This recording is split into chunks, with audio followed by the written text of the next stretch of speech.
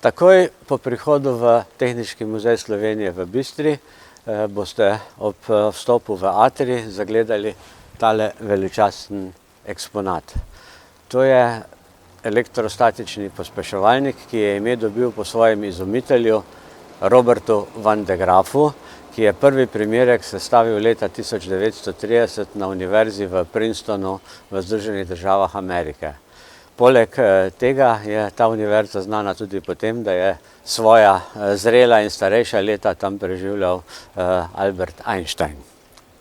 Van de Graafov generator je bil izdelan na Inštitutu Jožef Stefan in je v celoti plod domačega znanja.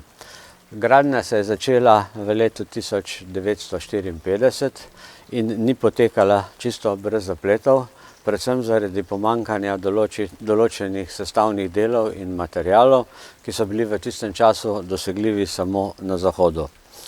In tu se je zgodila ena zanimiva zgodba, ko so trije pomembni možje z Inštituta Jožef Stefan, ki jim je bilo vsem ime Anton, s kovčkom polnim denarja odšli v Italijo po nakupih. Žal so jih že v Trstu ujeli karabinjeri in vsi trije so končali v zaporu, seveda brez denarja.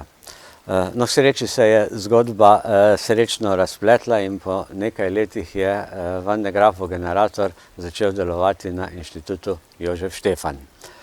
Naprava je namenjena zbiranju velikih količin električnega naboja. Ta se preko neskončnega traku, ki teče v notranjosti naprave, zbira v kovinski krogli, ki je na vrhu. In zaradi teh velikih količin naboja se v generatorju ustvarijo zelo visoke napetosti, ki jih merimo v milijonih voltov. To visoko napetost potem raziskovalci uporabljajo za pospeševanje nabitih osnovnih delcev, kot so elektroni, protoni, lahko so tudi ioni. Te delce potem usmerijo v tarčo, kjer zaradi visoke energije sprožijo jedrsko reakcijo.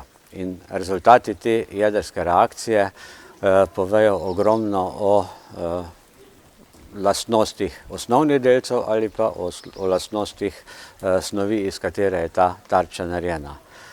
Na Inštitutu Jožef Stefan so z njim delali osnovne raziskave, so pa razvili tudi množico različnih uporab, s katerim so merili vsebnost v snovi, v različnih rudninah, v zraku, v arheoloških izkopaninah.